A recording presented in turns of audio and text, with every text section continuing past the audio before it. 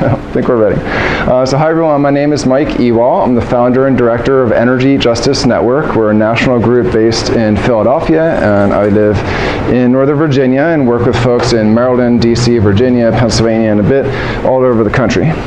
So I'm going to walk you through some of the stuff that I usually teach in my workshops on environmental racism, and some of it I might gloss over a little quicker because some of it's been covered or you learned it in class, and I'll focus in part on some of the stuff that we've been focusing on here in Virginia and what the actual community impacts are in some of the communities that we're familiar with. So go ahead. All right, so this just little cover slide shows some folks in Louisiana where they actually recreate right next to one of the big oil refineries in that region. And so you see a lot of communities, including in Virginia, that are literally fence line like this, that are just like they live, work, play right next to major industrial polluters. Okay. So environmental racism, I should probably make you guess what it is before I tell you, but all right, we'll save the interactivity for a few minutes. Basically, is where communities of color are disproportionately impacted by polluting industries. And it's been expanded ever since Warren County to be a concept that includes also, well, why don't we all have access to the good things equally too? So there's a bit of both, but a lot of it came out of the suffering of people who are disproportionately polluted by toxic industries. And it doesn't have to be intentional. So a lot of times there's this chicken versus the egg thing. It's like, well, did the people move to the polluter or did the polluter move to them? Is it really intentional? Because if it's not intentional, it doesn't count, right? But it does. And the Civil Rights Act even makes it very clear that it's illegal for anyone receiving federal funding, so the federal government, state, even a lot of local governments, to do actions that have a discriminatory effect, regardless of intent. Now, unfortunately, we can't sue them unless we can prove it's intentional, but it's still illegal on paper. The government can sue themselves. It doesn't happen very often, but it's still a violation of the Civil Rights Act, so we can still make that claim because that's just a fact. Next. So racism usually is not this obvious. This is a woman I've worked with for many years, Zuleen Mayfield in Chester, Pennsylvania, living literally across the railroad tracks and the fence from the largest trash incinerator in the country in a community notoriously known as one of the worst cases of environmental racism in the nation.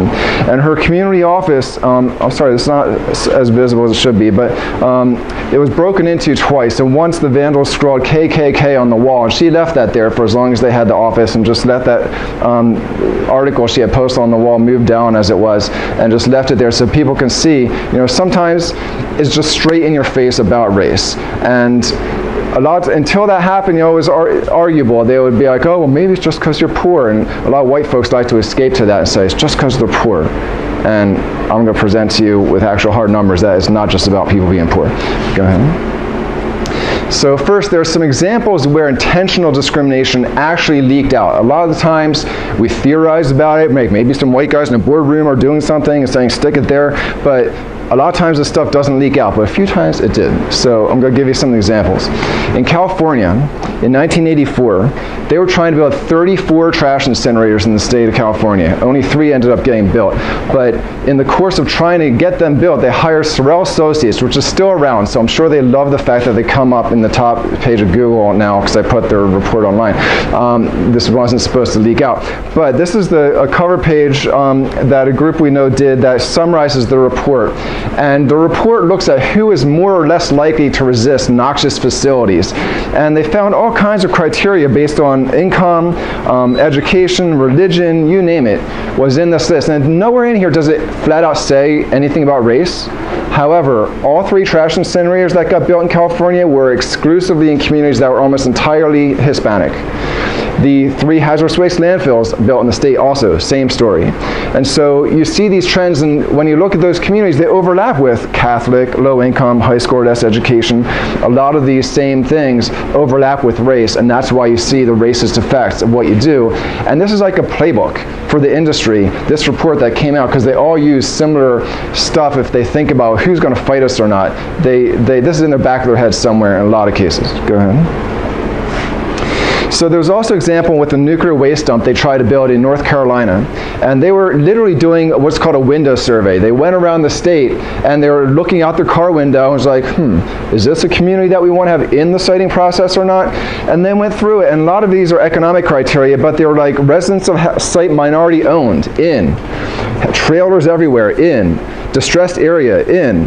But fairly affluent, out. You know, a lot of it was financial criteria, but they also were looking at race, and they were brazen enough to write this down in a report that also leaked out, and this is part of the report. Go ahead. There was also an example in Louisiana where the only time the federal government said, you can't build this there because it's environmental racism. That'll never happen again because it's not actually illegal to do this. But they misinterpreted Clinton's executive order on environmental justice as something that actually had teeth. And in the course of that, they stopped a uranium enrichment plant from being built in a community that when they narrowed it down from over 100 sites to the one they picked, they found the blackest community they could find. And it was grinding poverty. It was like $5,000 annual income, no running water, and that's where they decided they're going to put this giant new uranium enrichment plant. Now, thankfully, that was stopped.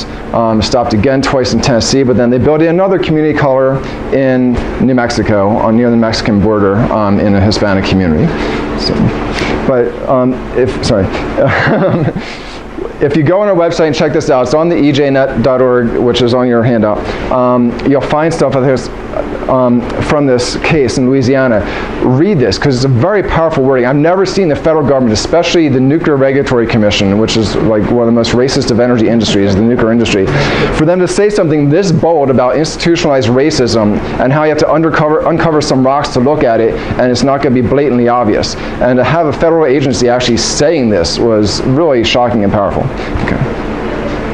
So my indigenous friends like to say that the environmental justice movement really can go back this far and trace to when white man first set foot on this continent. So we can go back that far, but the terms, go ahead, didn't come around until a lot later. And a lot of folks think that if Martin Luther King weren't shot in his work in Memphis when he was starting to organize striking garbage workers, we would have seen the environmental racism term come around a lot sooner. But unfortunately, that did not happen. But there are other examples from the 70s where you started to see civil rights complaints in Houston around landfills in black communities. And so some of it was starting before the term even came around in Warren County, which Travis already talked to you about. So we won't get into that. Go ahead.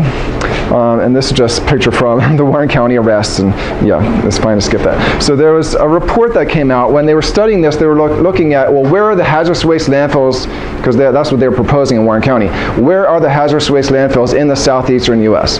So initially they looked and they found that 3 of the 4 in the southeastern region of EPA, which is about 8 states in the southeastern U.S., were in African American communities, even though black folks were 20% of that region population. And so clearly there was a disparity. And that led to this report later in '87 when they looked at the whole country for hazardous waste facilities, and they found that race is more of a deciding factor than class. So when you look at this and you ask the question, who has a better chance? If you have a middle income black community versus a low income white community, you ask the question, who has a better chance of having a hazardous waste facility planned for their community? This could be the middle-income black community on average, because that's what the trends are showing in this industry and across a lot of other industries too. Go ahead. So environmental justice is, we just read that out, so I won't have to explain that, but they came up with it in the first National People of Color Environmental Leadership Summit in 1991 in DC. Pretty powerful. I was involved just before that, but didn't know about that, so I got to go to the second one, which was in 2002, which is pretty powerful. But go ahead. And this is Dana Alston when she was still on this planet. She was involved very heavily in the movement and was part of that first summit, defining the environment broader than we usually do. So go ahead. Okay, so all right, and I'll lead into this, and I think that's my car in the background, but I want to ask you about those questions, or sorry, the principles that you read out. Now, when you read those, what stood out for you? There's a lot more in those principles than save the bunnies, trees, and whales, right? So what did you hear in that sounded like it was outside of the box of what you usually think of as an environmental issue? Just call out. Anyone? Self-determination. Self-determination, right? Okay. What else? Informed consent. Informed consent. So there are democracy ideas in here. You'll see more under number 7's ideas about democracy, who gets to make decisions. What else? Directly addressed consumption. Mm-hmm. So that's often part of environmental movements, but not always connected to environmental justice movements. Yeah. Yeah, we're going to come back to that in a second. What else? Workers' rights to have a livelihood and not have to work in an unsafe environment. Right, so workers' rights, the rights of people even working at home, exposed to chemicals, all kinds of stuff. Anything else? Quality healthcare. Quality healthcare, so healthcare is an issue. Experimentation. Right. Experimentation, vaccination, forced sterilization of women of color, which we still, just in the past few years, this came out in 1991, right? In the past few years, California prisons, an issue with forced sterilization of women of color, still happening. What else? Anything? And that's happening all over the world, too, from a global perspective. Totally, yeah. Okay, so look at number 17 for a second. What's different about number 17 than the first 16?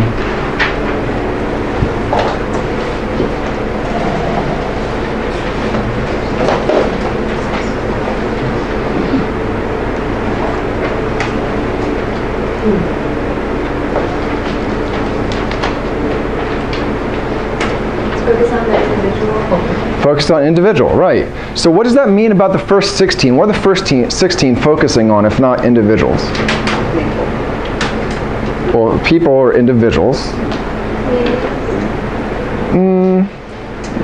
Get a little more specific than that. Accountability. Individual accountability. Well, individual accountability is number 17. So the first 16, who has to change? External versus internal. Government, right. So government's one dominant institution that controls a lot of things, right? Corporations. Corporations, like number 14, talks about multinational corporations. So the dominant institutions of our time, government, including the military, which is the biggest polluter on Earth, and corporations, are these institutions that need to be held accountable if we're going to have environmental justice. And I interpreted this as intentional when I saw these principles, and then years later I got to talk to the people who were actually in the room writing them. And I'm like, am I right when I see that you put this individual change thing as number 17 and just one of 17 points? Was that intentional? And they're like, yeah, that was definitely on purpose. So I want to spell this out a little bit, just in a story I want to share. But first, let me explain why I have this up here. So you all seen the word radical in math class, right? Why isn't it math class? What's the word radical mean in political terminology? I heard it. The root, exactly. So radical basically means getting to the root of a problem. So it's not like dressing in all black clothes and throwing a rock through a Starbucks window in Seattle. You know, that's what they want us to think it means. Radical just means, it should be a label we all want to wear. It's what these principles say, because it's getting to the root of the problem. It's saying we should be talking about fundamental things like who makes decisions. We should have an economy that doesn't involve making toxic poisons and polluting communities anywhere. There's nowhere in that document that you'll see anything that says, spread the pollution around better and we're cool with it. Did you see that in there? Because I didn't see that when I read that, and I read it many times. So I think it's a pretty radical document in that sense. And about some of this more. When I was in undergrad, I once saw a pickup truck. I went to undergrad in central Pennsylvania, so pickup trucks weren't so unusual. I saw a pickup truck that had 2 bumper stickers on it. One was a pro-logging sticker. It was like, have you hugged a logger today? And the other one just had 3 words. And it said, Smokey needs you. And I was blown away by how these 2 stickers could be on the same truck, but more importantly, about that second sticker, it had no pictures, nothing other than Smokey needs you in black and white letters. And I was just like, wow. They don't have to put the message on the sticker anymore. Like, what does that mean? What does Smokey needs you mean? Who's Smokey? The bear? Right. So Smokey's this guy. So they didn't have his picture on there. They just said Smokey needs you. And instantly I was like, yes, sir, I know what to do. It's like that sticker was a key to unlock a message that was already in my head, right? And we all have this message if we grow up in this society since we were like wee big, because we know there's this bear named Smokey that wants us to do something, right? And the fact that they didn't have to put that message on the sticker struck me because that meant they spent a lot of money making sure the message was on all of our heads already. So all they have to do is remind us, and it's enough. So who funds Smokey the Bear? The Park Service, or the Forest Service thing, they co-sponsor it, kind of. But I'm going to go a lot deeper with this story. So the same entity that funds Smokey the Bear also puts out things that say, don't drink and drive, pick up your litter, tutor kids after school, wear a seatbelt, wear a condom, join the military, all kinds of things that seem like nice messages, right? Who is this? They brag that they have 400 impressions per person in this country per year. That's more than once a day you're seeing messages from the same entity. So you all know who this is, but maybe subconsciously. So who actually knows who I'm talking about?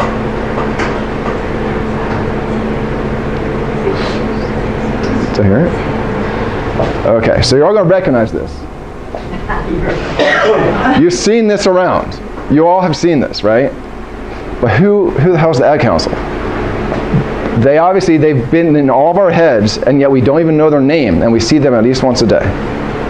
And they've all taught us about Smokey the Bear and everything else. Once I saw a full-page ad in the Philadelphia Inquirer's, like full page, and it said, and now we're to thanks to our sponsors, thanks. And I had the Ad Council block logo, and the backdrop was all small print of all these giant corporations that fund them. And half of them probably merged by now. That was in the 90s. So when I researched this, and I wrote an article, sorry, let you do it. I keep diving for it. Elf instinct. So I wrote this article called Occupy Earth Day several years ago. And I found that literally half of the top 100 corporations in the US fund the Ad Council in recent years. Why are they doing this? Control the messaging. To control the messaging, but what is the message? What's the common thread between all those messages that I just told you that they're telling us? The individual needs to solve the problem. As opposed to? The corporation. Right, that are funding the Ad Council. So the key word in Smokey's exact message is what? Word for word. You. Exactly. Only you could prevent forest fires, and the key word in there is you. So this is corporate America speaking to us through one of the most effective propaganda channels that exists on this planet. And now they're starting to do Ad Councils in other countries too, to tell us that we shouldn't do what the community activists and high schoolers did when they teamed up in the late 80s and early 90s and mailed the styrofoam clamshells back to Oak Brook, Illinois to McDonald's corporate headquarters until they stopped using them. They don't want us to think to do that because they want us to think that litter is our fault, litter is our problem. Keep America Beautiful, same thing, just more specific to litter, funded by the waste and packaging industries, to derail our movement, to say that we're the problem. As long as we just focus on individual behavior, we won't be messing with McDonald's. We won't be doing things to change the corporate behavior and institutional behavior of the dominant institutions of our time, which are corporations, which control our government. So let's drill one step deeper, and then I'll be done my storytelling time. So when I was an undergrad, I was a sociology major, so shout out to sociology. And I had to read a book called A Different Mirror, A Multicultural History of the United States. Anyone familiar with that book? All right, busted out, good stuff. And one of the things that amazed me in that book was they were talking about in the plantations in the South, how when the workers got unruly, they would very intentionally racially divide their workers. They would exchange workers on their plantations, so they would have different races of people working together, and then they would treat one worse than the other. They would pay one less and get them resenting each other so they wouldn't fight their bosses. On the plantations of Hawaii, the sugar plantations, it was so intentional that the plantation owners sent each other memos that said, have this percentage of Japanese, this percentage of Filipinos, and situate them like this, and they all lived on hills, basically. And I think the expression, the shit rolls downhill, actually came from there, because the bosses lived on top of the hill, of course, and then there were no sewer systems, and one group literally was shitting on the other, okay, in terms of the disposal of their waste. And that was socially engineered because of the labor unrest on those plantations.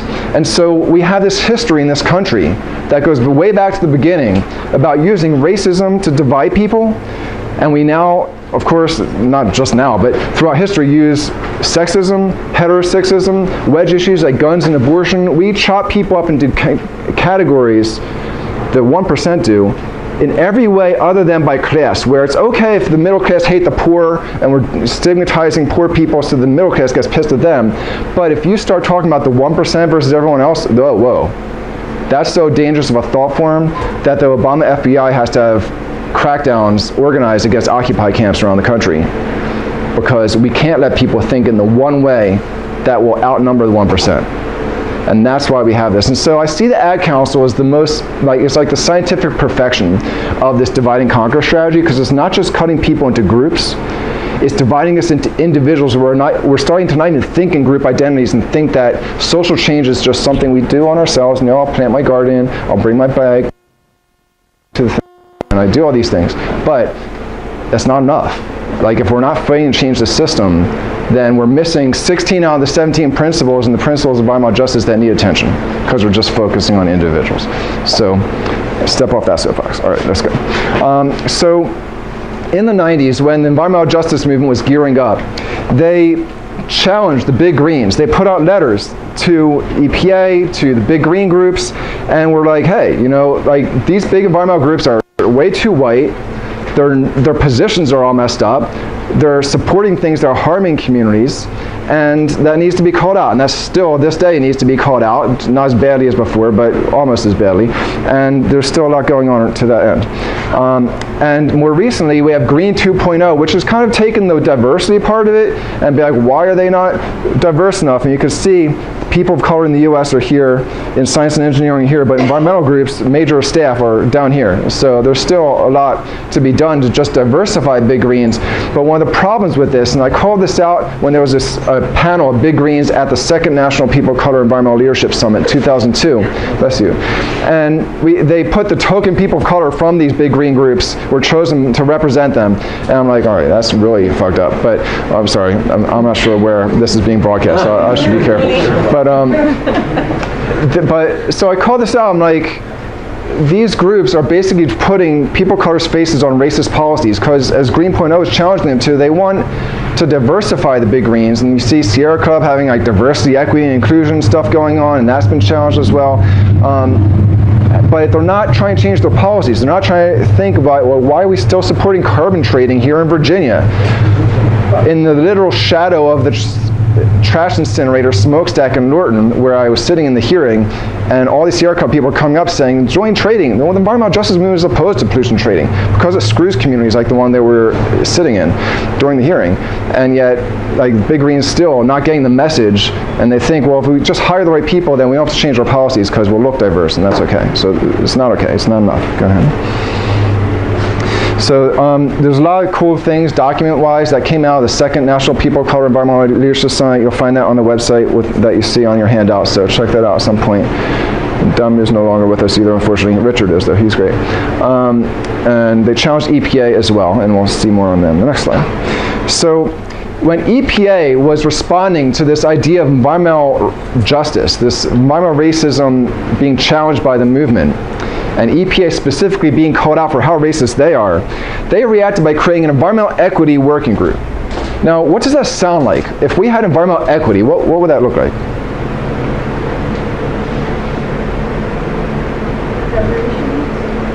Reparations? Is that what I heard? Yeah, that goes way beyond equity. That's like justice, so which is my point. So I'm not there yet, but you're close. But what would equity look like if we had all the bad things, and we had equity? Every group would have the same amount of pollution. Every group would have the same amount of pollution. Is that what the principles asked for? There's nothing in there that says poisoning people equally. I didn't see any principles about that, right? It's asking for something far deeper, and yet the government's response at state levels too has been to talk in terms of environmental equity, which is the poison people equally doctrine that they're trying to institutionalize. And they're not even getting close to doing that, so it's not like we have any hope of that, and we're not even aiming for that. So I just reject this whole equality premise if we're talking about bad things, because they're alternatives to almost all the bad things. Now good things, that's another story. Go ahead. So they did this and they formed equity, and then later they changed the language to Office of Environmental Justice, but they kept the definition of equity.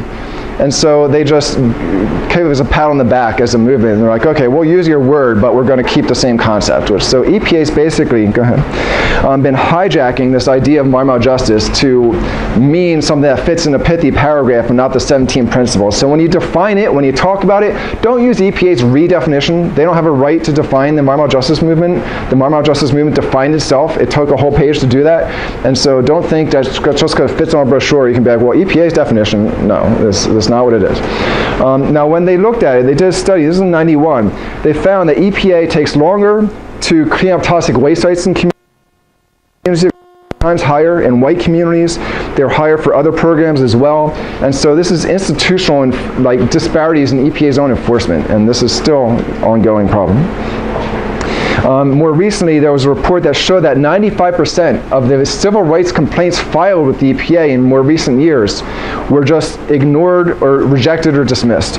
And so that shows that there's no justice, even in the Office of Environmental Justice. Even under Obama, this is the case, okay? So it's not a Trump thing. Go ahead. All right, and this is just EPA's redefinition. We won't get into this right now. It's bogus, but come back to that. And so basically, we're talking about the difference between poison people equally, which is the equity idea, and stop poisoning people, period. There's a similar concept is NIMBY versus NIABI. So you all heard of NIMBY, right? What's not in well, I just said it. Long day. So not in my backyard, right, is NIMBY. So NIABI is not in anyone's backyard, and that's the principle that we operate on. So when we're helping a community, we won't tolerate them saying, oh, we'll just build it in this other place, in this other community. We're like, no, if it's not good enough for you, it's not good enough for them either. We have to help them next. And so we make sure that groups are supporting each other and helping defend the next community that may have the company jump to them to try to pollute them next. And by doing that solidarity, we're creating huge change in that we're knocking out 50, upwards of 99% of each wave of bad industrial development in terms of the energy and waste sectors that I've been following, one community at a time, but networked and supporting each other so that we're not just rearranging the deck chairs on the Titanic, but we're actually reshaping entire industries. Okay, so to underscore this idea why I don't support equity, there's some examples.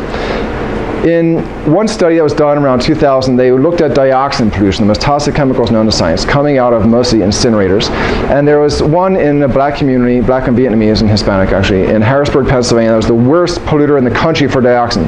And they looked at how much dioxin was ending up in the Canadian Arctic at 8 sites. And the worst polluter for that was actually in Harrisburg, Pennsylvania. And then Ames, Iowa is the other one, small burner there. And so this stuff travels really far. So if you took these incinerators and moved them, like the one in Harrisburg, a few miles away into a white suburb, that pollution is still going to disproportionately be impacting the food web for the indigenous people in the Canadian Arctic who have no choice to grow things in the ground because it's way too cold for that. They're eating a lot of animal fat that concentrates these toxins. And so you still have unequal exposures, even if you move around the sources and rearrange things that way. Same thing with mercury and dioxins and things that end up in fish that certain ethnic subpopulations eat disproportionate large amounts of fish. And it's not going to matter where the smokestack was because the stuff travels too much, so it's still disproportionately going to impact people. Same thing with fluoride as well. Fluoride increases the amount of lead that leaches out pipes and is absorbed into the brain. And even though it's mostly done in communities of color, in urban communities, it also, in those communities, disproportionately impacts black and Hispanic people who have more lead absorbed into the brain than white people do, which is strange, but scientists think it's because of racial differences in calcium absorption. Nonetheless, it's affecting the population, our ability to learn and think and behave properly. Go ahead. So the justice approach, basically, I don't think there is such a thing as an environmental justice law. Anything that's actually an environmental justice law is going to be called something else. Because anything that's called environmental justice law is basically an equity law. Because they can't do anything else than that. They don't tend to in these policies. So the things that would be are things that affect everyone. So if we're banning like polystyrene, like we just did recently in DC and Baltimore, got styrofoam bans, that affects everyone. If we ban other bad things or just change the whole system, that's going to disproportionately benefit the people who are disproportionately impacted by the negative consequences. So these are environmental justice laws, but they're not going to be called that because they're not trying to say just we're trying to help certain people, because legally we can't even look at race in laws, because then, I don't know, it's this weird color blindness interpretation by the courts, but they don't let you do that. Go ahead. So, for good things, equity is justice. So we want equal access to all the good things, and that is cool if we're talking about it that way. Okay, and for some things I put in the necessary evils category. So some of these things, no one wants to live next to the recycling facility or live next to the elevated train system, but we need these things. So we need to make sure we insulate them from community impacts as best we can. All right, so let's run through some examples and then I'll wrap up. So in North Carolina, there's a study that was done of sewer lines, and you can see, based on, it's hard to see all the colors in here, but the shading shows that people of color on the outskirts of town are the ones that are not actually having access to the sewer lines. Go ahead, next one. Same thing in Modesto, California. With the Hispanic population, you see all around the areas where the sewer lines access. Next one, same thing with street lighting as well. So the white areas get access to the street lighting. Now we have a mapping site that you're welcome to use, the only tool out there that makes census, race, and class data very easily navigable with a Google Maps interface. So you can go on here, justicemap.org, you can zoom in very fine to any areas. There's an advanced mode where you can do all kinds of neat things. And I use this when I'm trying to figure out, is this community like characterized a certain way, who's impacted, can make really colorful maps and do all kinds of stuff. I can do a training for you sometime if you want. And this is one of the things we did with this. So we also, on our energy justice site, we have a mapping site that brings in the race data and class data from Justice Map. And so you can plot where all the polluting facilities, existing and proposed ones are. This is the DC area. And you can see this is the wealthiest black county in the country, in Prince George's County, Maryland. Yet they have this cluster of gas-fired power plants, landfills, the state's only sludge incinerator. This is Lorton, Virginia, where you'll see some slides on that next. A lot of other waste stuff is concentrated. It's a nice looking community, except they built it right next to 2 incinerators and 3 landfills. And they used to have DC's prisons there. And this is a good example of the chicken and the egg of environmental justice. And so you ask, like, well, did the polluters come to people, et cetera?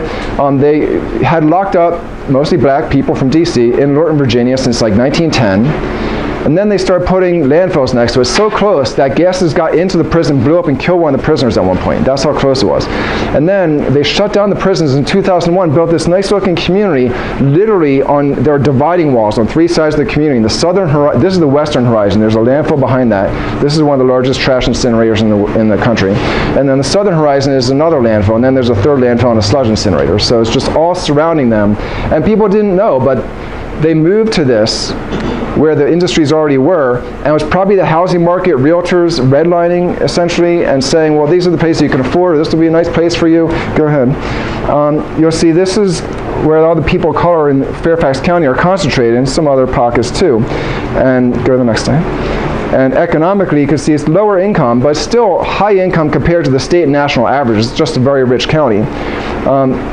So what we see here in Prince George's County, Maryland, and other examples is underscoring the idea that race is more of a factor than class. You can have wealthy people of color and they're still going to get all this concentrated stuff dumped on them just because they can get away with it in these areas. All right, so overall, and then we'll look at Virginia for a few slides. So when I looked and analyzed 10,000 dirty energy and waste facilities in the country and asked, instead of just looking like past studies on toxic waste and race did at just one industry, we looked at all the stuff we could. Big universe, 10,000 facilities, and said, well, where is this stuff tending to be? And what we found that within 1 mile, the average income was slightly higher than average. I was shocked, actually. I thought it would be slightly lower, but it was slightly higher than average. And the average white population was 55%. Now you might think, well, why are we calling it environmental racism then if it's mostly white and it's above average, it's not race or class, right? But the average white population in the country is actually 64%. And so when you look at that way, it's not so extreme that everything's in a black community. I mean, that would be horrific. I mean, it's bad enough the way it is. But it is skewed enough that if things were fair, white people would be experiencing 64% of the damage, not 55%. And that's because other communities are making up for that difference. But it underscores that race is more of a factor than class, and environmental racism is still real. It's just not as extreme as sometimes it's billed to be. So this is just the data to back it up. We don't have to belabor this right now. So we have a tool at justicemap-api.org, which allows us to look at whole industries at a time. And that's how I came up with the next few slides. So let me just walk you through those real quick. So the way this works is if things follow the one line, that means it's equitably distributed. So if it's above that line, people are getting more damage. Below that line, they're getting less damage. Then it would be fair if it were all equal. And these are all different racial groups. So the red one is white population. So that skirts under the average for most distances all the way out to 250 miles from dirty energy and waste facilities in this country. And so white people are getting less damage than they should if things were equal. A lot of other groups getting more damage. Go ahead. And skip a few. We'll just go to Virginia. Okay, back one. Okay, wait. Okay. So I decided to look just at Virginia so I could present to you today, so you're not just looking at national figures here. And if we look at coal plants, okay, here's people being equal. Right? This is the one line. Now, this is the Asian population. Actually, the Asian population jumps out a lot in our data for some reason at closer distances, and we still don't have a good explanation why. But once you get to 1 mile, the black population flies above all the other ones. So in Virginia, who's exposed to coal plant pollution? It's black people getting very disproportionately impacted by it. And this could still be the case even if it's mostly white people in these communities, but it's more black people than it would be if it were equal, and that's the point. That's why it's discrimination. Go ahead. And when you look at by class, you find that 1 is all the way up here. So it's lower income people, but in the case of coal, that are mostly being impacted. That's not going to be the case for the rest of these, though. So landfills, this is probably because of Lorton, the Asian population, in really close proximity from the picture I showed. But for the rest of this, black folks disproportionately impacted by landfills in Virginia. And it's higher than average income in general. So it's not a class thing, it's more of a race thing. Same thing with trash incinerators. Black population jumps out after you get to about 2 miles. Because of Lorton, you have Asian population very high at closer distances too.